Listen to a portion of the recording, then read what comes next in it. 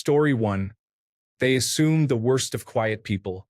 They assume they are snobs, rude, cold, and so many negative things. A lot of people also get angry if you choose not to interact with them.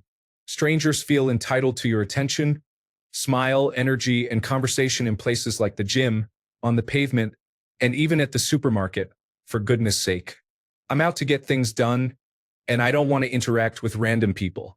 Beyond saying hello to front desk staff at the gym or cashiers, I don't want to talk to people. It seems to upset them. Story 2. A disdain for people who are different from them. A lot of people do not like people who act in a way they cannot understand or relate to, and I do not even think a lot of them realize that's why. Story 3. Lack of situational awareness. Examples: 3 people taking up the whole sidewalk. Someone suddenly stepping backwards without looking behind them. Window shopping and not getting out of the way for someone passing by. Talking loudly on public transport when other people are quietly reading. Not stopping just behind an adjacent side street in busy or stopped traffic to allow for any turning cars to enter the side street. Story 4. I don't know how to describe this well, but when you tell someone that something they did or said really upset you, and the first thing they do is defend or explain their actions instead of trying to understand why it upset you or apologize. Could just be a me thing, though. Story 5. So many people think they should just be able to say what they want whenever they want without repercussions. It gets to the point where if you actually call someone on something they said, they take it as a personal attack because the idea of being accountable for what they say is so foreign to them. Story 6. Mine is when all they do is talk negatively. I am fine when people complain about other people because, let's be honest, not everyone is a saint. But if every time you meet them or talk to them, all they do is speak negatively and not have an ounce of intelligent conversation, then please leave me alone, preferably forever. Story 7. I think many people just personally lie constantly. I have found that some people lie so much that they, in fact, even believe their own lies, and then they also manipulate others into believing them too. Dishonesty is awful. In the end, it really doesn't pay to not tell the truth. Eventually, the lies will be uncovered, and hopefully sooner rather than later. Story 8. This is going to sound so pretentious, but I stopped using my phone in January. As in, my screen time is usually 2 to 4 minutes a day, and that's because it turns on in my pocket. The biggest thing that I've noticed is that people are on their phones too much. Phones on walks. Phones in the park. Phones in the car. Phones in the store. You need your phone for way too many things. There are quick response codes for coupons and menus. Phones to pay for things. It's exhausting. It's disappointing. We should all be trying to get away from it. Story 9. A lot of people will act genuinely interested in something I am talking about, and they will ask me a question about it. I can tell halfway through answering them that they do not really care. Their face changes and they kind of look bored or annoyed. Why did you ask me if you did not want to know? Story 10. Lack of curiosity. Everything is accusatory. Most people don't stop to try to understand another position or root cause of an issue. Maybe it's due to the lack of patience? Story 11. The inability to think ahead. As in, how will my actions today affect my future? Or somebody else's future? How will electing this candidate affect the future of the country? The planet? Story 12. When you work in a call center, you learn very quickly that many people simply cannot effectively communicate. They will somehow over-explain and under-explain at the same time, and then get upset when you do not understand what they are talking about. A lot of problems can be solved by just getting to the point and getting the important details out of the way. Irks me to no end. Edit. Realized I typed no end instead of no end. Got a good laugh out of it. Story 13. Fear. The United States is now a place where everyone is afraid of difference, the future, change. Fear drives everything and breeds intolerance and hate. Maybe it's that simple. Story 14. People who mistake my silence as hatred. I don't hate you. I'm burnt out and exhausted by human interaction all the time and don't have energy to continue small talk. I don't want to say something uncomfortable, unnecessary, or even overshare because of my tiredness. Story 15. People are greedy. They take advantage of others. They are not charitable. I am always saddened when I see these things in others, but I am seeing how rare charity is. Story 16. This is going to be a little controversial, but the opposite of people who have no situational awareness, I'm irked by people who complain often about this specific thing. Especially if it's to do with people taking up space in the grocery store, rude drivers, or other very common examples.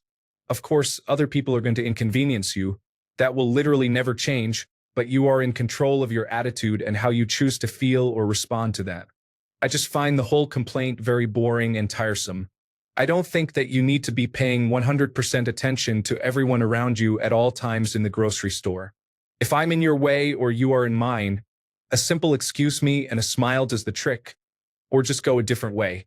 Posturing that anyone who inconveniences you must be incompetent, rude, or selfish is so crazy to me. Story 17. Always talking about materialistic stuff like, oh, my shoes are limited edition. I traveled to blah blah blah. I live in an expensive neighborhood. I understand spending money on things you like, hobbies and genuine personal interests. All power to you. But why always bring that up to others? Story 18. A lot of people act without thinking, or they think without applying the golden rule. Treat others how you would like to be treated. Then, when you don't act how they expect you to act, they get angry or mad. But it's like, why are you mad? Is that the way that you would like to be treated? It's very much running in circles when it should be about accepting, learning, and letting go. Story 19. When they are too paralyzed by their emotions and keep messing up my mood and routine. When they take too much interest in my life without my explicit invitation. Relatives thinking they can pass judgment, and relatives are not always women in their 40s.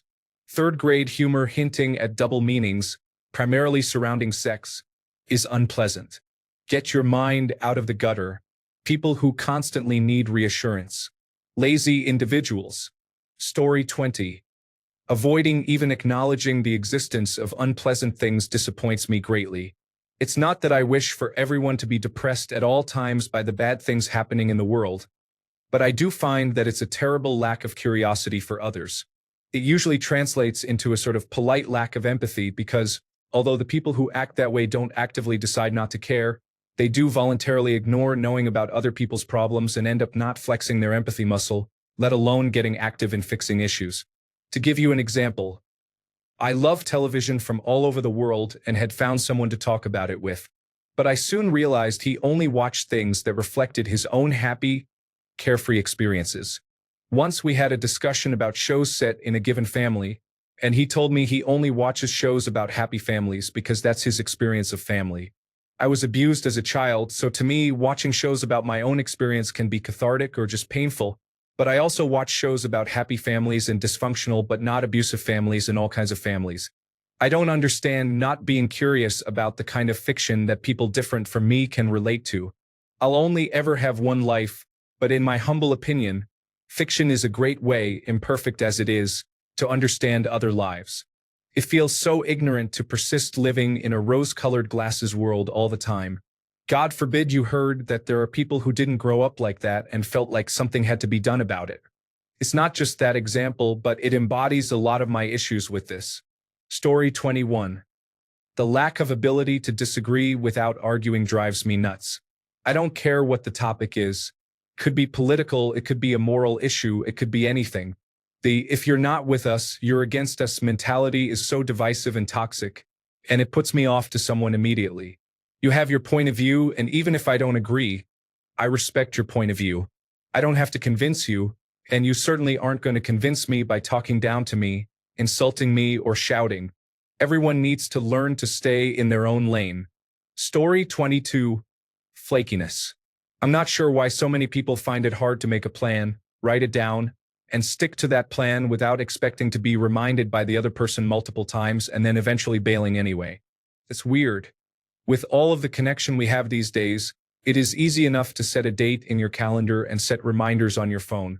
Yet, in the days before smartphones, people were able to figure it out and show up on time. Story 23. They exhibit lawful, good, and ethical behavior only when there's a fear of consequence. If they are convinced they can get away with something, they bring out a monster who bears no resemblance to their respectable image. From the woman who shouts at her house help to the friend who drives while scrolling on his phone to the boss who steals from the common travel pool in the cost center. Story 24. Unwillingness to work on themselves and their problems. Even worse, unwillingness and inability to self-reflect. Especially if they continuously portray themselves as victims or as if they have no choice. Bad things happen to everyone, yes, but it is your choice to dwell on it and let it upset you more, or to start to move on and grow. This is also why I dislike gossip and drama, because the fact that you're telling whatever story or incident right now, unprovoked, means that you're intentionally dwelling on it and feeding off the negative energy. I don't like that. Story 25. People that can't spell irks me. Actually, the one that really annoys me is when they spell amok as amuck. I know it's petty, snobby, and privileged, but it frustrates me nonetheless. Story 26. Absolutely zero awareness of other people around them. Be it blocking an entire aisle in a grocery store, taking forever to move out of the way when finished with a transaction, not being ready when it's their turn, stopping at the top of an escalator, the list goes on and on. Story 27. Chewing with their mouths open. Growing up, I was taught to keep my mouth closed and not talk while chewing.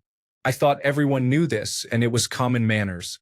I am shocked by how many grown adults chew with their mouths open like ravaging wild animals. Story 28. Validation seeking. I notice it in conversations with people all the time. It's disappointing because I want to actually connect, not feed each other's egos. Story 29. Rudeness, selfishness, and stupidity. A lot of times, it's all three at once. It also goes hand in hand with a lack of self-awareness and a lack of spatial awareness. Story 30. A lot of people think they are smarter or more right than they are. This assuredness is exhausting for me to be around. Just admit we all mess up or make mistakes. I actually think I am way dumber than I originally thought in my younger years. Who knew? I made it through college. I am kind of enjoying having the pressure taken off. I have a student who brags about being dumb, and he is definitely not. I think he is onto something. Every now and then I meet an older person who is really wise and laughs about how they make mistakes and are still learning, and they take the time to listen and understand me, a much younger person who probably knows nothing, and I realize that communication is not about intelligence or wisdom. It is about learning from and connecting with another human being. Each of us is unique and specifically weird. Story 31. A lot of people just want to be spoon-fed the answers, packaged in a way that they can comprehend, that will validate their willful decision to be spoon-fed, and that suits their moral compass or whatever other bias they operate on. Sometimes they don't even care about the answer. They just want another human being to hear about their struggle. Story 32. When there are two seats in a row on the bus or train and people sit on the outer chair while there is clearly an elderly person or pregnant lady standing next to them, I have seen it happen too many times. Story 33. Inviting someone or several people in your friend group to do something fun in front of the rest of the friend group, but not inviting others. Then posting pictures during the fun activity, and at the next friend gathering, talking about how much fun they had in front of the people who were not invited. I know this will not bother a lot of you, but I think it is rude. Story 34. When people make that mouth click noise like, in the room, I hate that sound. It's like their tongue is stuck on the roof of their mouth and unsticks with a click. Story 35. When going out with some friends for beers, once they reach a certain level of drunkenness, their sole objective becomes finding someone to take home. Like, come on man, the football game we came to watch is not even over yet. Story 36. Steering the conversation towards themselves and not listening is very common. I try not to let it get to me too much, but people certainly do love to talk about themselves. Story 37. Being quietly selfish. No, I don't mean selfish in the way that they value themselves. I mean selfish in the way where they don't care about the impact their actions have on other people if they get what they want. Story 38. When you're taking an unconventional approach to a problem, they literally do all they can to stop you from success so that they can initiate from step one the conventional approach they already know. This might be because of my neurodivergence, but I just do things in a slightly different way, and so many people will tell me to stop because they can't predict I'm aiming for the outcome we both want. It can be as simple as changing a garbage bag in front of my in-laws, or as complex as figuring out which external storage drive is housing form submissions at work. Story 39. Entitlement. The vast majority of post-baby boomers think everything is owed to them, and they should get it because they want it. This is being taught to their children. Story 40. When people say, right after you say something. That and when people say, no worries. Don't ask me why it bugs me, it just does. Like nails on a chalkboard. Story 41.